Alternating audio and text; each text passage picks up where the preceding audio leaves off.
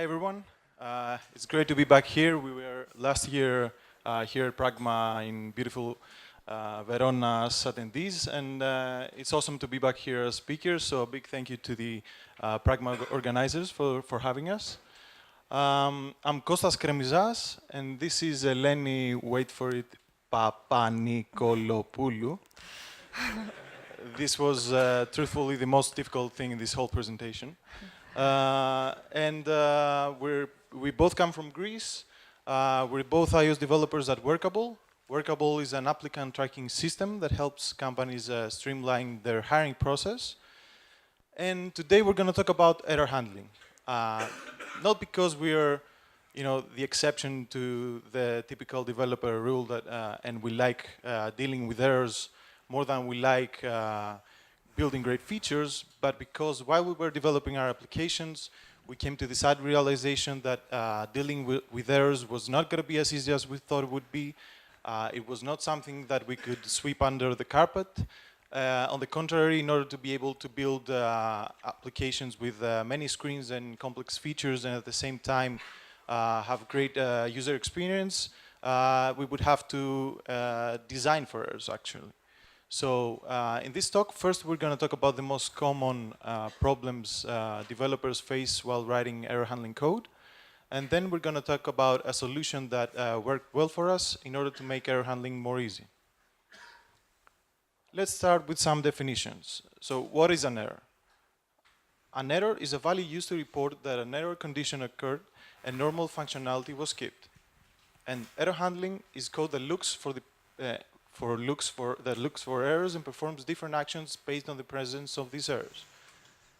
And in a more simple and simple language from the user's perspective, error handling is the art of failing gracefully. So why should we bother with looking at errors in depth?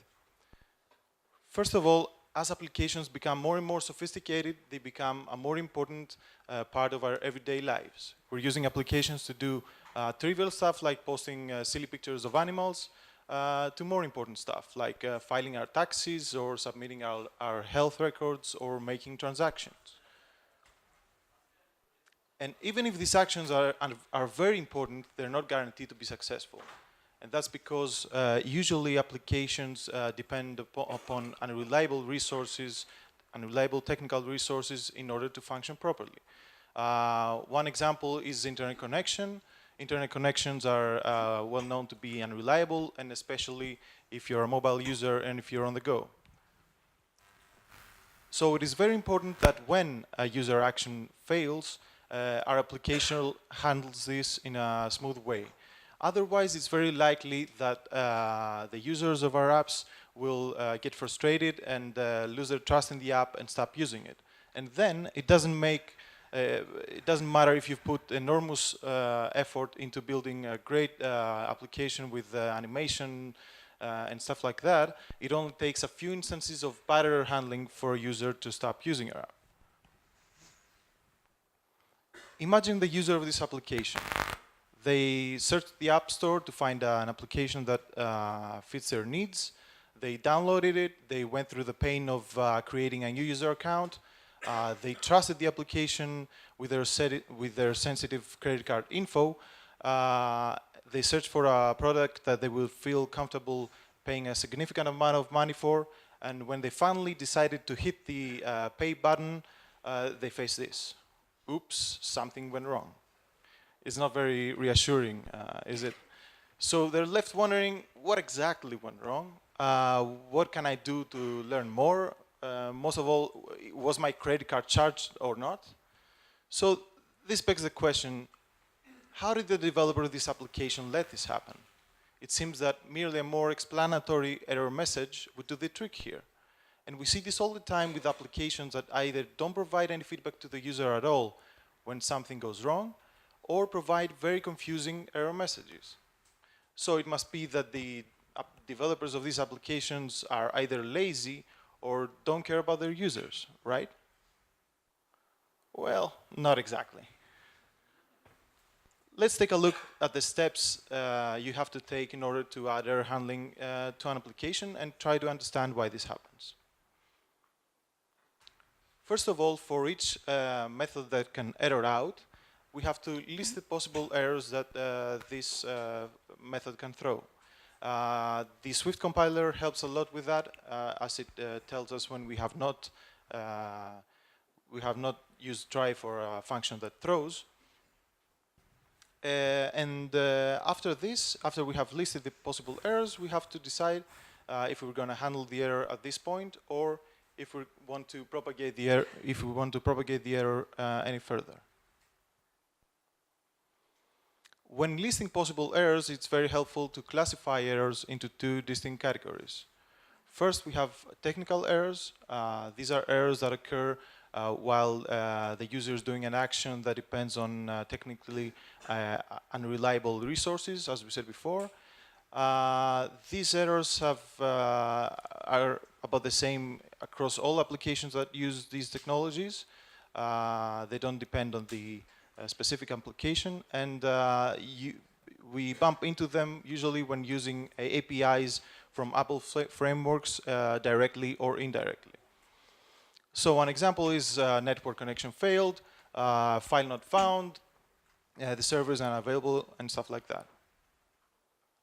On the other hand, we have business errors, which are errors that developers themselves decide to create in cases where the current state of the application has deviated from the happy path, and they want to denote this as an error that they have to, at some point, handle. These kinds of errors are tightly related to the business rules of the application, so they're different for each application. Examples can be authorization errors, validation errors, stale or bad data errors. And then we have to handle each one of these errors. So what do we want to do? How do we want to do this? Usually, we want to update the UI to let the user know that something has gone wrong and inform them if they can do something about it. Additionally, we might want to take some actions in the background in order to restore the application to a functional state, regardless of whether we have updated the UI or not. And almost always, we want to log the error either to the console or using an error reporting mechanism like Crashlytics in order to help debugging and make it possible for the product team know which errors occur while the users are using their application. So we've seen so far that there are a few things that we have to consider while thinking about errors, but it still doesn't seem so complicated. So what's the big deal? It's very straightforward in theory. But as someone with an even more unpronounceable name than Eleni's once said, in theory, there's no difference between theory and practice, but in practice there is. So let's see a concrete example and see how dealing with errors in practice is. So let's say that we want to create a shiny new email client app that will make sending emails a very delightful experience. So let's say we have done all the work, we have implemented all the functionality, apart from one trivial detail. We haven't dealt with errors yet. So let's try to add error handling to our app. For this purpose, we imagine Unlucky Bob, who is our target user. So Unlucky Bob has learned about this amazing new app, and he wants to check for himself what all this fuss is about. So he goes to the App Store, he downloads the app, he creates an account, and tries to log in for the first time.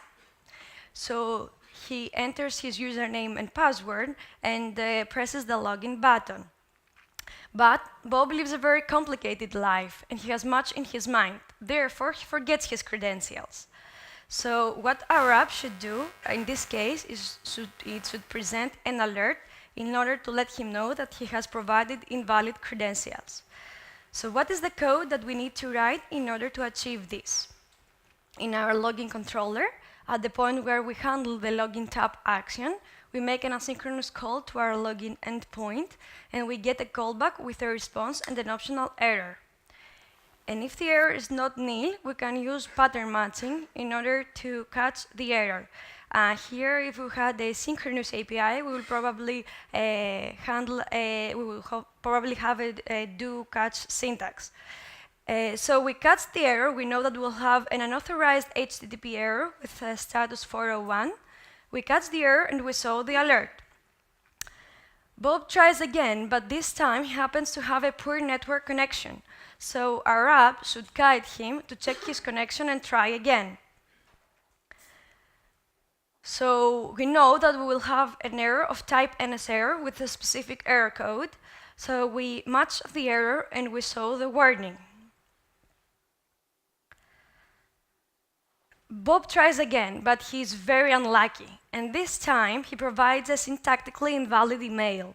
And let's assume that we haven't implemented client-side validation yet. So we need to catch the error and update the UI at the exact point where the email text field is.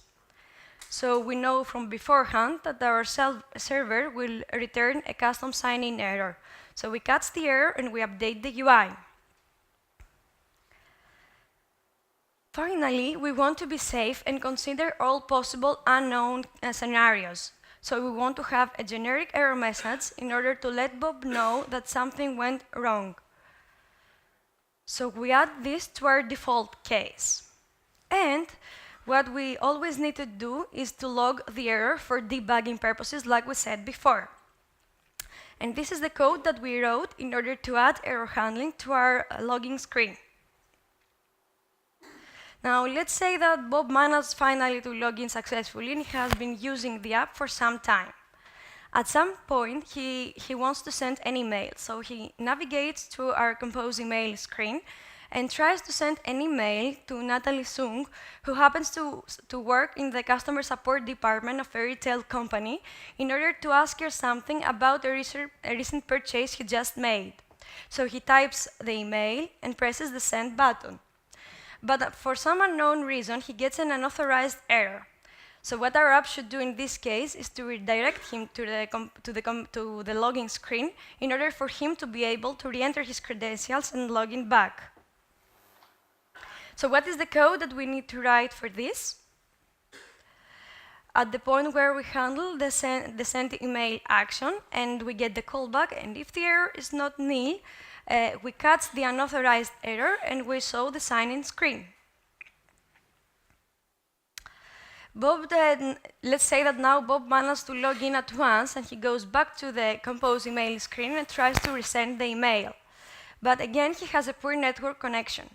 So here, we catch the error of type NS error and we have the same handling. We show the warning.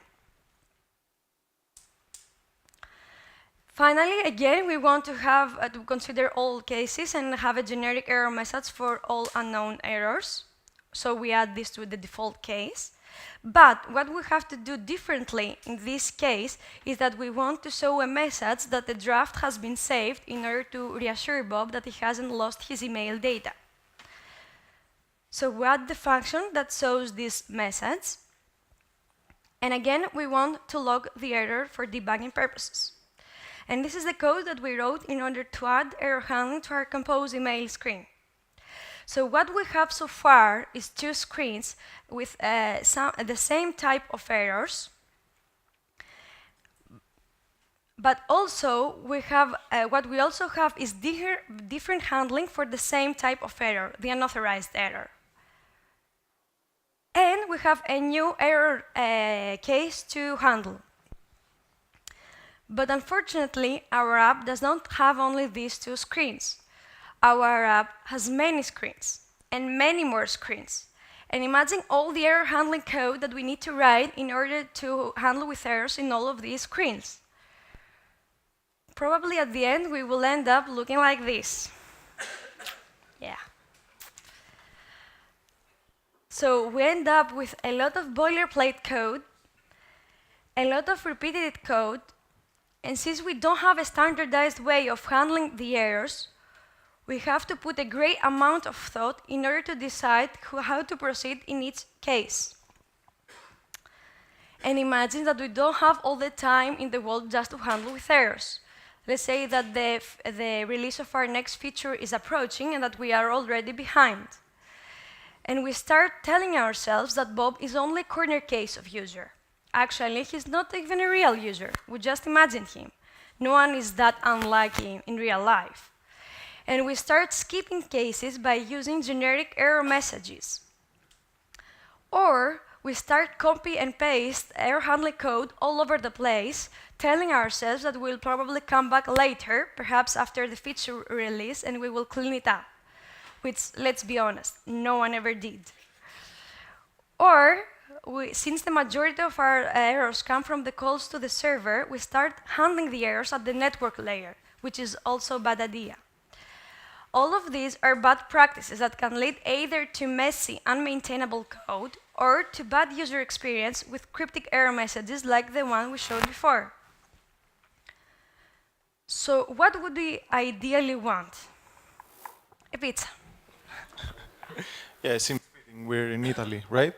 And let this stay between you and me. I like pizza more than I like Greek souvlaki. Don't tell my Greek friends.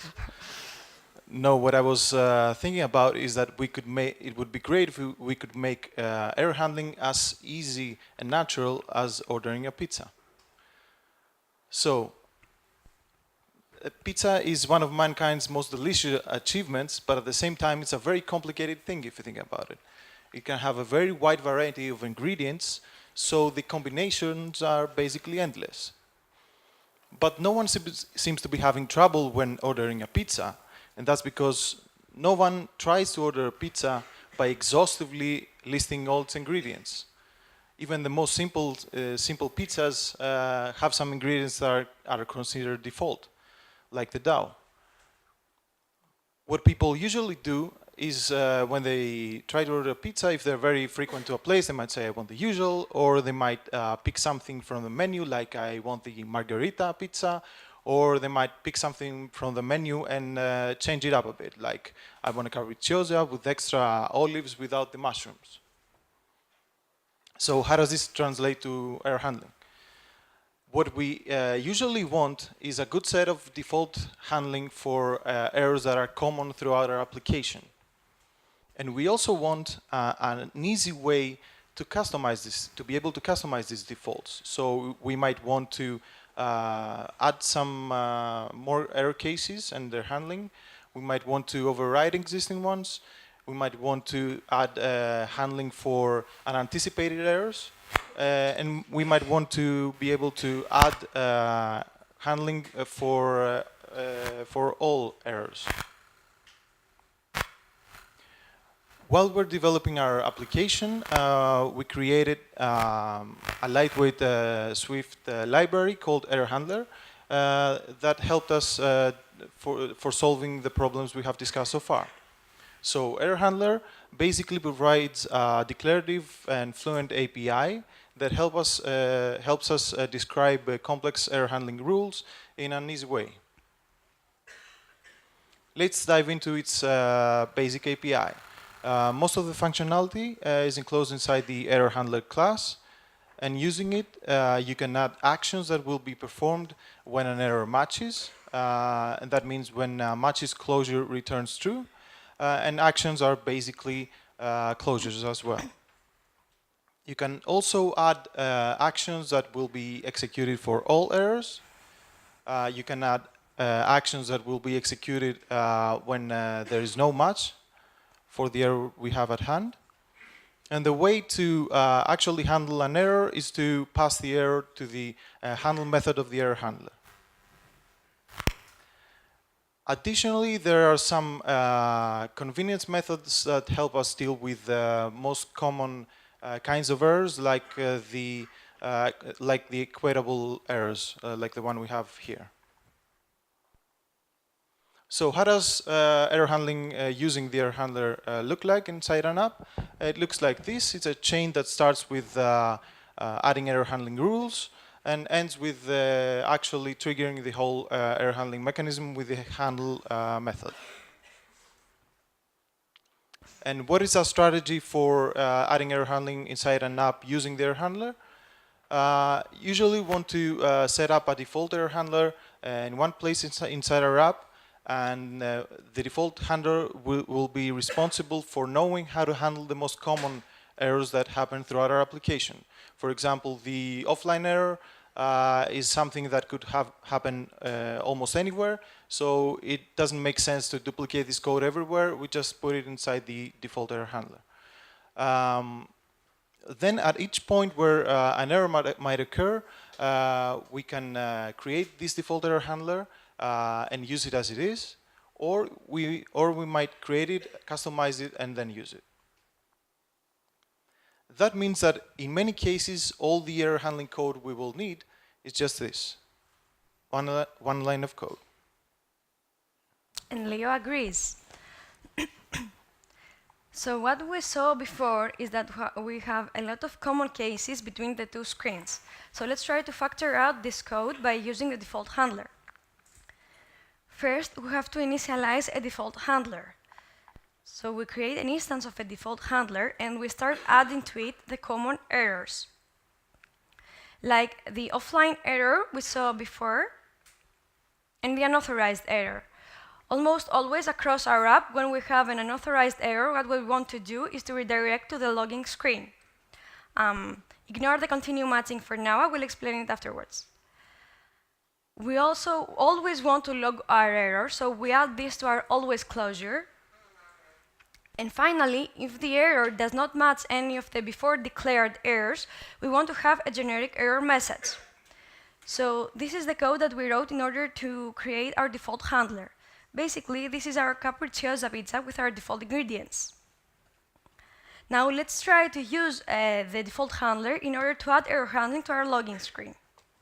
So at the point where we unwrap the error, we create the default handler and we add the unauthorized error. Here we notice that we return a stop matching value. So matching policy is basically an enumeration with two possible cases, the continue matching and the stop matching. We use the continue matching where we want to execute the specific error action for the specific error, plus all the matching actions that are declared in the default handler. And we use the stop matching value when we want to execute only the specific action for the specific error. Here, we only want to show the alert. We don't want to redirect to the sign-in screen since we are already in this screen. So we return a stop matching. So this is basically a way to override the error action. And we also add the custom sign-in error in order to update the UI with the red warning. So this is the custom ingredient of our capricciosa pizza.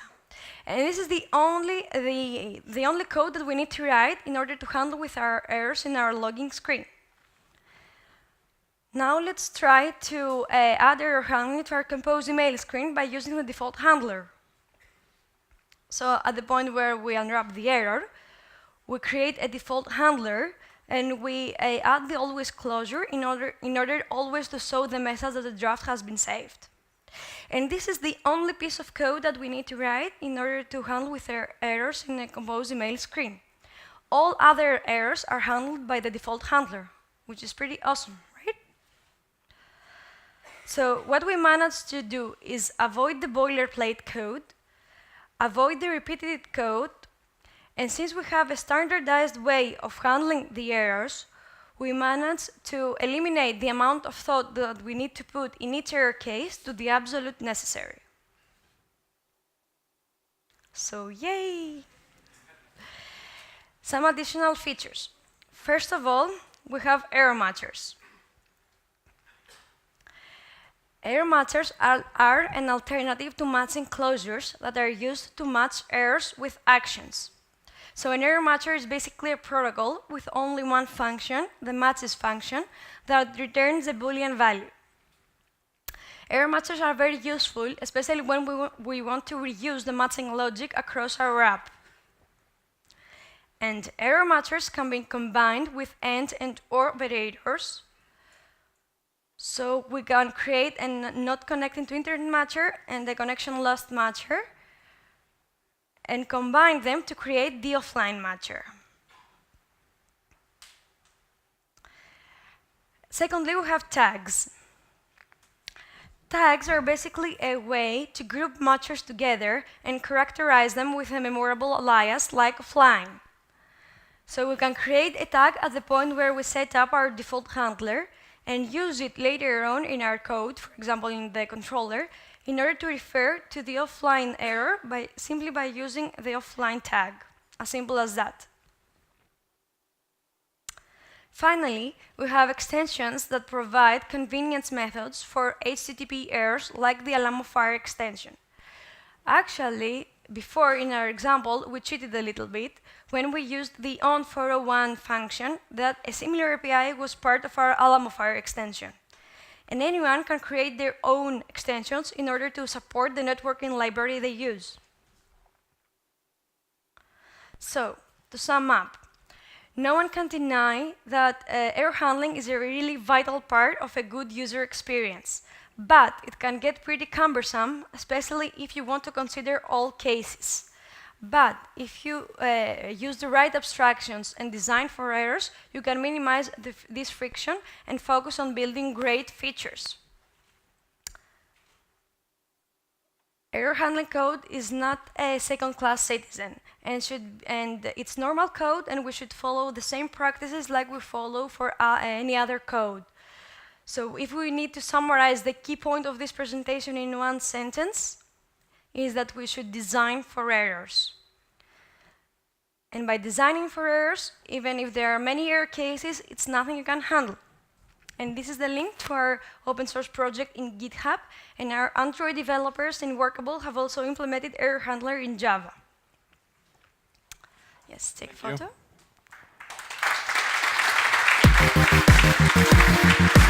Thank you.